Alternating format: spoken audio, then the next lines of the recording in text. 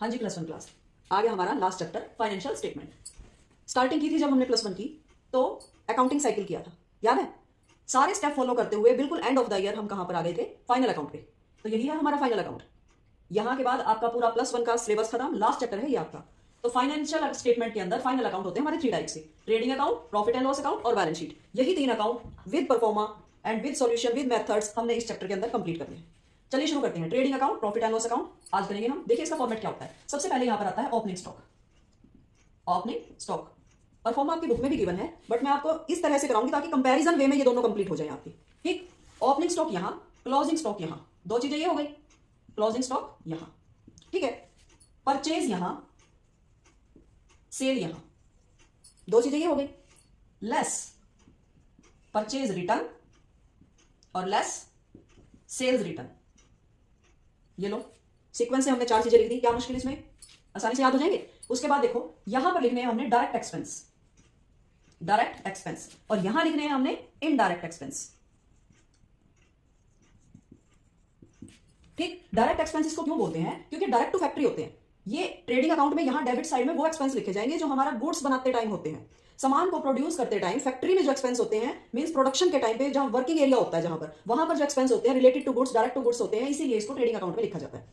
यहां debit side में हम वो चीजें लिखते हैं जो डायरेक्ट टू गुड्स नहीं होते, डायरेक्ट टू फैक्ट्री नहीं होते, बट ऑफिस एक्सपेंस होते हैं। जिस तरह एक एनवायरमेंट है, एक हमारा ऑफिस एनवायरमेंट है, एक प्रोडक्शन एनवायरमेंट है, जहां पर हमारी फैक्ट्री है, तो एक उस फैक्ट्री को 2 पार्ट में डिवाइड कर लो। एक वो एरिया जहां पर प्रोडक्शन का काम चलता है, एक वो एरिया जहां पर ऑफिस बनाया जाता है, जहां पर कस्टमर को अटेंड किया जाता है। तो जो जहां पर प्रोडक्शन का काम चलता है, फैक्ट्री एरिया, वो जो सामान होता है वो उसके से रिलेटेड जो एक्सपेंस है वो ट्रेडिंग में आएंगे, और वहां पर जो ऑफिस एनवायरमेंट है और ऑफिस में जो एक्सपेंस होते हैं वो P&L में आएंगे। हो गया इस चीज से डिफरेंशिएट आपका। तो यहां पर जो फैक्ट्री से रिलेटेड एक्सपेंस होते हैं वो लाइटिंग वगैरह के होते हैं, लाइटिंग के होते हैं, और क्या होते हैं, और सामान को परचेज करने से रिलेटेड होते हैं। वेजेस होती है, वर्कर को दी जाती है। यहां पर सैलरी होती है जो ऑफिस में दी जाती है क्लर्क को। यहां पर वेजेस एंड सैलरी आएगा, वेजेस एंड सैलरी, और यहां पर salary and wages, salary and wages. अगर ये 2 नाम में आ जाए एक साथ, तो वेजेस में पहले है तो ट्रेडिंग में आएगा, सैलरी पहले है तो यहां पर P&L अकाउंट में आएगा। ठीक है। एक आता है कैरेज।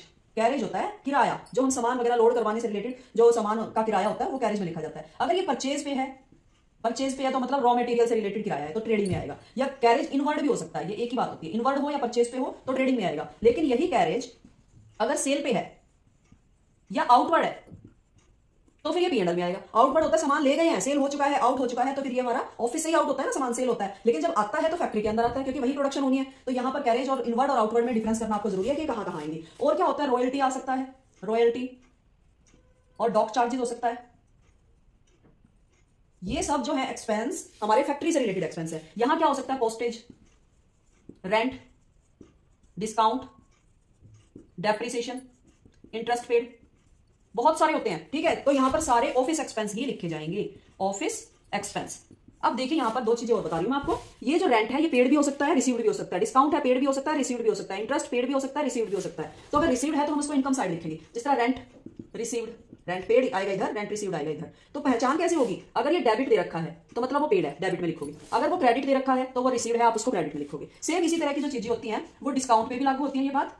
डिस्काउंट भी अगर क्रेडिट दे रखा है तो मतलब डिस्काउंट रिसीव्ड मिला है आपको। इसी तरह इंटरेस्ट है, इंटरेस्ट का बैलेंस अगर क्रेडिट दे रखा है तो इंटरेस्ट रिसीव्ड है, मिला है आपको। पेड है तो डेबिट इधर आएगा, अगर ये डेबिट है तो इधर आएंगे बैलेंस, और क्रेडिट है तो दूसरी साइड जाएंगे। ये रिसीव्ड साइड, इनकम साइड होती है आपकी। कमीशन पे भी यही बात लागू होती है। कमीशन अगर बैलेंस आपका क्रेडिट दे रखा है तो रिसीव्ड है, और डेबिट दे रखा है तो फिर आपका कमीशन क्या होगा, डेबिट दे रखा है तो इसका मतलब पेड, आपने पे किया है। और भी बहुत सारी चीजें होती है जो P&L के डेबिट में ऑफिस से रिलेटेड चीजें लिखी जाती हैं, ट्रेडिंग में लिखी जाएगी जो फैक्ट्री से रिलेटेड चीजें। अब आ जाओ एंड में, हम करेंगे टोटल। अगर यहां बैलेंसिंग फिगर आपकी आती है टोटल करने के बाद, तो वो क्या होगा आपका ग्रोस प्रॉफिट, जिसको जीपी भी बोलते हैं। यहां पर बैलेंसिंग फिगर आ गई आपकी इस साइड में, तो वो क्या होगा ग्रॉस लॉस, जिसको GL भी बोलते हैं। सेम इसी तरह इसका टोटल करेंगे। अगर आपकी डेबिट साइड में आ जाती है तो वो ग्रॉस नहीं, वो होगा आपका नेट प्रॉफिट।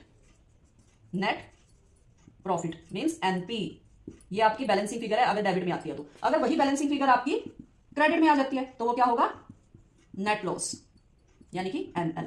ठीक है। इस तरह से आपको परफॉर्मा याद करने में बड़ी आसानी रहेगी, आप बहुत अच्छे से परफॉर्मे को याद कर पाओगे। जैसे मैंने बताया, इसमें तो आपका कंसंट्रेशन होना चाहिए कि फैक्ट्री एक्सपेंस है, यहां पर आपका ध्यान होना चाहिए कि ऑफिस एक्सपेंस है, ऑफिस इनकम है। ठीक है। इसी तरह से बैलेंस शीट को आपने करना है, एक साइड एसेट्स लिखनी है, एक साइड लायबिलिटी लिखनी है, और टोटल बैलेंस शीट का ऑलवेज बराबर आना चाहिए। जैसे इनमें बैलेंसिंग फिगर आई है ना, इसमें भी आई है। बैलेंस शीट में कभी बैलेंसिंग फिगर नहीं आती, बैलेंस शीट का टोटल ऑलवेज आपका मैच करना ही चाहिए। Okay, thank you.